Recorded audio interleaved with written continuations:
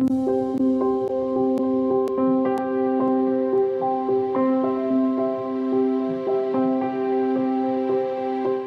name is Gabriel Mukele, and I finished my university, Dar es Salaam, in 1967.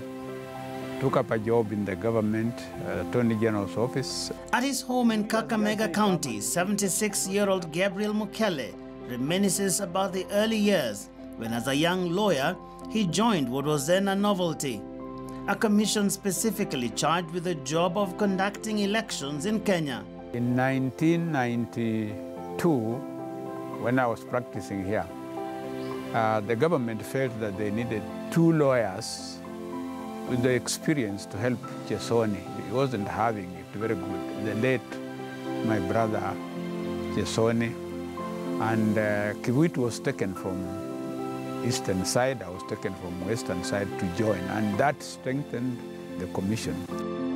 That general election in 1992 was the first one following the return of multi-party politics in Kenya. The commission's chairman, the now deceased Justice Zacchaeus Chesoni. Kenyans have got to get away from this influence from outside countries as to determine how we can run our elections in Africa. These are strangers. They don't ask us to go and provide them the boxes to use in other countries. Why should they dictate to us what boxes we use? I mean, if we are satisfied, the electoral process belongs to Kenyans, and it is Kenyans who determine what to use. Chesoni was a judge, first and foremost, and he liked his job as a judge. That's how he ended up being a Chief Justice. He was very independent in approach, made his own decisions. But just before we joined with the Kivuitu, there were people who were thinking that he was not on one side or the other. They thought he was favoring the government of the day.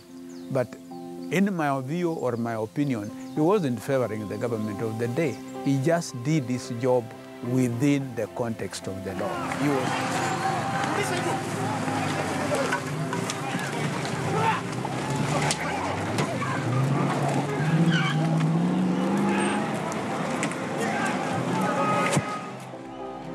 This election came on the back of political agitation by the Forum for Restoration of Democracy, FORD, and other civil society groups, forcing the then KANU administration to open the doors for multi-party politics. Sio kusema kusafisha na kuna FORD ndani yake. Kitu mimi nauliza nyinyi leo, ili tuone hawa walio katika siasa, wale walio watumishi wa serikali, sisi tuseme kwamba tufungue, tuondoe ile section ya katiba ya Kenya ya 2A. A sigh of relief swept across the country, but many observers were still concerned that the Commission's 21 members, together with its chairman, were all appointees of the president. President Moi easily won re-election in that vote on the back of a sharply divided opposition. My message today is that in a struggle, persistence and patience is what pays in the end. The opposition loss in that election revived the push for a new constitution. Top on the agenda was the desire to have a fairer electoral system. But in the run-up to the 1997 general election, a majority of opposition politicians broke ranks with civil society to form what was to be known as IPPG, which came up with minimum reforms ahead of the election. One of the outcomes of the talks was a provision for opposition parties to nominate representatives to the Electoral Commission of Kenya. And at that time, the commissioners who were there before were accused of being biased in favor of the government. Now, when we came in, and we were lucky because we met the late Justice Chesoni, we sat with Chesoni, the 10 new commissioners and the 10 old commissioners, and we agreed that we have to look at the country We have to look at the law as it is and implement what is required of us by law. And actually it worked very well. 1997, we had some logistical problems, but the election was okay. Humiliated by the second electoral loss in a row, the opposition elements stepped up their campaign for a brand new constitution, which they felt would level the playing field. That is how the Constitution of Kenya Review Commission was born in the year 2000 through Parliament and constitutional lawyer Professor Yashpal Gai, appointed to head it. The commission later merged with a parallel one that had been put in place by religious leaders and civil society under the Ufungamano Initiative. The 27-member commission went around the country collecting views from Kenyans, a process that culminated in the convening of the National Constitutional Conference at the Bomas of Kenya in late 2002. But Parliament was soon dissolved to pave way for a new election, a move that robbed the Constitution Conference of members of Parliament who constituted 1/3 of its composition.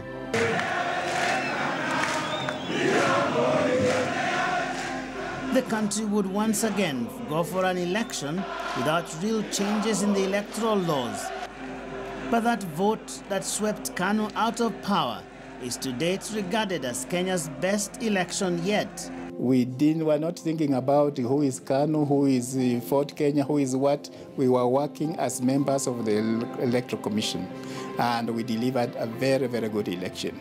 The NAC government enthusiastically embraced the Bomas Conference as the talks resumed in 2002. But the process soon became a casualty of the political wrangles that had by now boiled over within the coalition, as Raila Odinga's LDP accused President Kibaki of reneging on their pre-election agreement.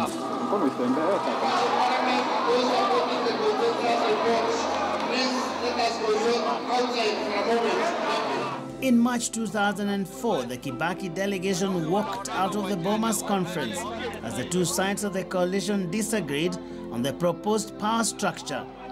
The document was passed nonetheless, but Kibaki's team quickly pushed through major changes in the draft, setting the stage for a contentious referendum in 2005. They came up with a draft constitution, which was basically called the People's Constitution. It never saw the light of the day because the forces for retention of status quo held the state, the instrument of power, and ensured that did not happen. And that's why we rejected that draft constitution. The people rejected the one which had been manipulated because it was not a people's constitution. Kibaki's side lost. Some cabinet members who were NAC felt that the government lost the referendum because the ECK had sort of favored the opposition, which was wrong because we were only refereeing the process. The referendum debacle and the poisoned political atmosphere primed the country for its ugliest election ever. I think the government of the day wanted a second term at any cost, with respect. And the commissioners who had been preparing for the election, most of them retired, almost all of them. The worst thing that was done by the NAC government was when they disregarded the 1997 IPPG, which required that commissioners should be appointed in consultation with the political parties. That was a gentleman's agreement, and that was the fault of the 10th or 9th Parliament because they didn't put it into law. It left hanging as a gentleman's agreement. So after losing the 205 referendum, some senior cabinet ministers came and said there is no law. According to the law, the president is supposed to appoint commissioners. And that was the law, actually. So they deviated from the agreement of 1998, and appointed commissioners. A minister called me 2-3 times, sending people that I go and see him. And I said, this is an election year. How do I go alone to see a minister? We go as a group of people, there's nothing wrong with that. Or he sends somebody here, or he comes here, it's a public office. Later on, the information I got from my brother Kivuito is that they thought I was a stubborn person. Eh? And then, of course, I was retiring. I wasn't sacked. I was retiring in October, in the middle of October. And many people who came in looked as if they were one-sided. That was the feeling, the perception. I'm not saying they were bad people or whatever it is, but Kivuito somehow felt he was left not quite properly backed up. Those commissioners, those new commissioners who were appointed could have been appointed anyway because they are professionally competent, they're senior people, reliable people in the public service. They could have been appointed, but they missed up one thing. They did not inform other political parties. So by the time we came for elections in 2007, ECK had been discredited, and to me, it would not have mattered what we did. We were already discredited. We were seen as commissioners of the government and doing the beating of the government. At the end, when the election came, the country was divided. Come the voting day, I visited a polling station at about 5 in Hall Gardens, the Hall Garden School. When I got there, I discovered that the officials had been blocked even having access to the polling stations by some agents. I pleaded with them, they allowed them to go in, but that was as far side that people other than the officials are taking control of the polling stations. Coming on the Mombasa Road, the place was awash with the flyers, these papers, betraying Raila Odinga as Amin in Amin attire and all that. I picked one of those things, I brought them and gave them to the officer in charge of KICC. As I was coming in, I got a call from Tony Gajoka, who was telling me Raila's name is missing from the register. At first I thought that it was maybe just a minor omission that they would be able to find it. But they couldn't find it on the printed register. They couldn't also find it in what they call the black book. So in the end, I could not vote at first. As I got to IICC, Raila arrived with the media to tell me now, look, you people, you have deleted my name from the register. I said, Mheshimiwa, that is not possible. In the meantime, I had called our officer at the head office, the officer in charge of registration, and he had confirmed that the name of Raila was on the register. Perhaps the possibility was someone went and checked on a wrong stream, because there were streams in Kibera, as you know it. When I arrived there, I found the place completely sealed. It was like a military barrack. I could not enter. Nobody was giving information. So then I decided to go to the headquarters of the Electoral Commission, which was at the Anniversary Towers. And after a long effort, eventually, I was allowed to vote, maybe after about 3 hours. So from that moment in time, I knew that something very serious was afoot. But the real trouble was yet to come. And we have reason to believe that some of the figures you are reading here are the same figures that come from the field. Soon, the KICC would be the theater of a protracted dispute, as the opposition complained that something fishy was going on with the tallying. I was forced to go physically myself to meet with my agents, who, as you know, had been denied access to the tallying center at the KICC. These were former members of parliament. Some of them had been in the cabinet. But even despite the fact that they were very senior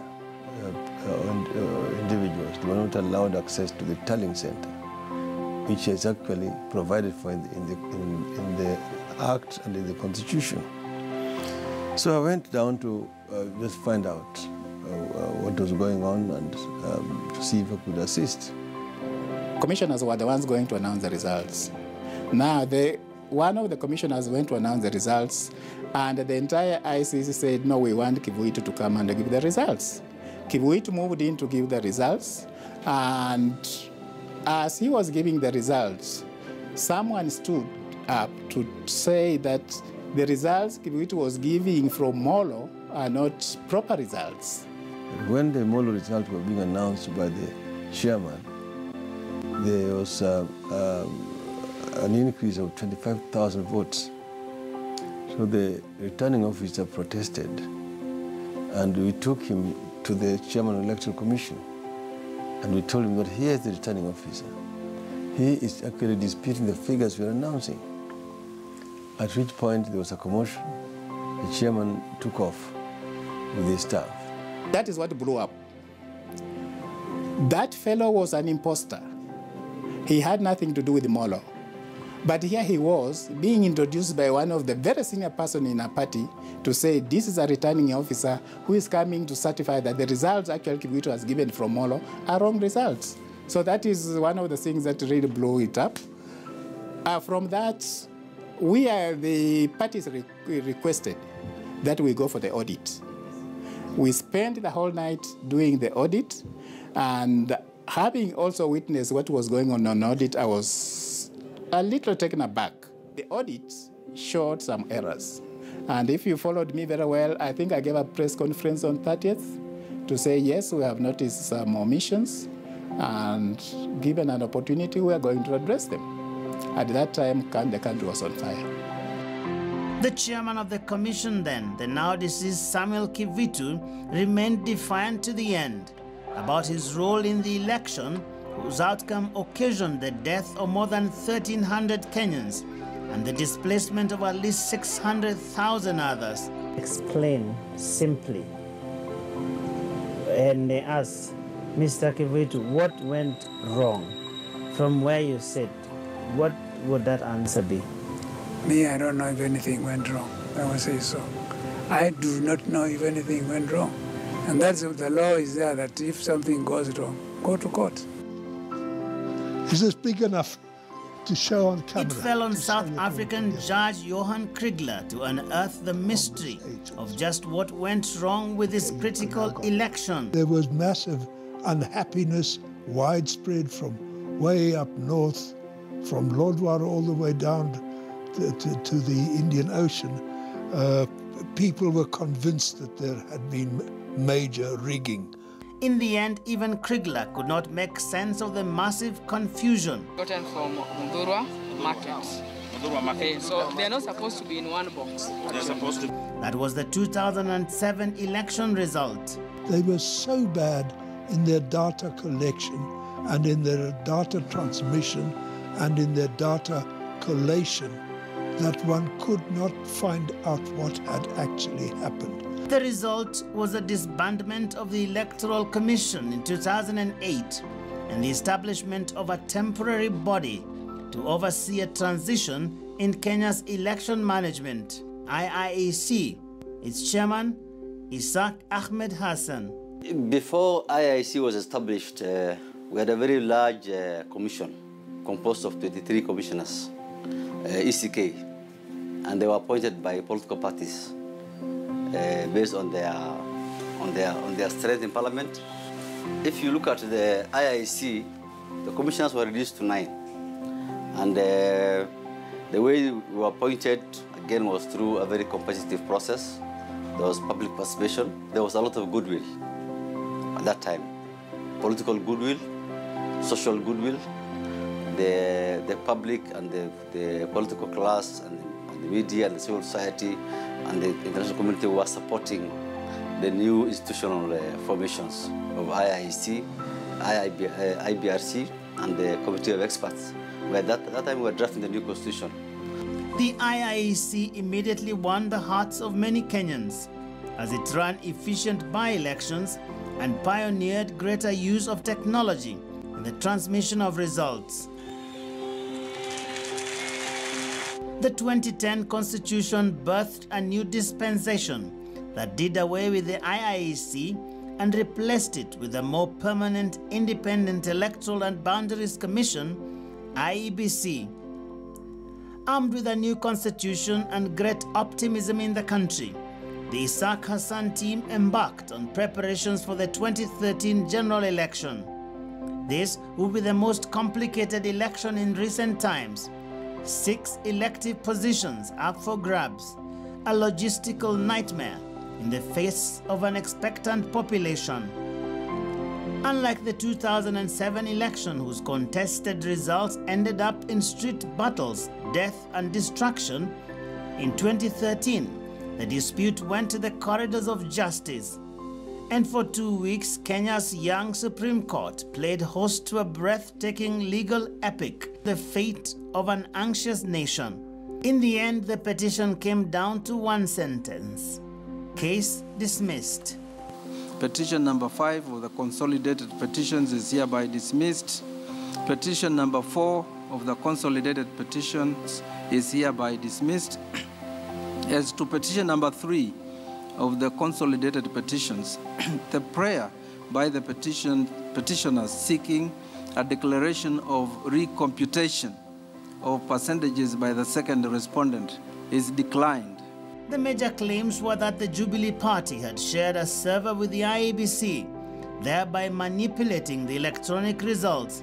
And if you're sharing something, a space, even if it's just a room where you're collecting results, if you're sharing that space with one of the contenders in the election, it makes it very difficult to view you as an objective body. Even though the claims were never completely argued in court owing to a legal technicality, they continued to taint the image of the IEBC and provided easy fodder for the opposition coalition CORD to push for the replacement of Hassan's team. That fight famously acquired the name Machozi Mondays to signify the huge quantities of tear gas that the police used every week as demonstrators marched outside IEBC offices across the country, demanding the resignation of its commissioners. I think it was a very difficult time for the commissioners and for the staff. It was a very bad thing to do. I think we decided to sacrifice institutional independence, security of tenure, rule of law, for political expediency, for peace. Yes, you have got the right to protest and picket, but I think if you are trying to achieve unconstitutional means or unconstitutional result, I think there was a duty on all of us to say no to that. In the end, Hassan and his team were forced to quit following a deal brokered by a joint committee of parliament. We decided to avoid a confrontation, a political confrontation. So we looked for very quick, short-term gain, short-term solution. And that was, I think, our exit. I'm not sure whether the problem has been solved. Yeah. Well, let's wait and see. The new law has now reduced the number of commissioners to just 6 and a chairperson. We need to look at other countries and see whether we want to stagger our elections into county and national elections or parliamentary and presidential and separate some of the elections. That may help in easing the difficulty of managing the elections. But until we do that, I think we are going to be expecting our staff, our IEBC staff, to really be overworked during those critical times. Several months after leaving office, Hassan believes that Kenya's bitter electoral disputes are far from over. I think we may need to do a reform of our system of government. this winner takes all system of government and loser takes nothing is not conducive for our kind of society. I think we may need to have a system which makes it more inclusive of other community, of other people. So it may be necessary at some point to review our constitution, our system of elections. I think we have got a bloated parliament. We may need to also review that. But the key thing is actually the politics, the government, system of government. If we are able to make it more inclusive, societies feel they are represented in the government, maybe it may help stabilize the politics of the country. Many of the men and women who have handled Kenya's election story say the road ahead is full of promise, but hard work as well. Now the IEBC is in the hands of a completely new set of commissioners. Those who have walked this road before say they can yet make it worth their while. The journey of managing elections is always a very difficult one, but also very satisfying sometimes when after you have done, everything is over and you have declared and people are celebrating their wins. I think and the country is moving forward. You have helped in delivering a government to the people. You have helped in delivering a county government, a county assembly, a national assembly, a parliament, a senate, a presidency. So that gives you a sense of joy and satisfaction, even as you are being being crucified elsewhere. Joageo, KTN News.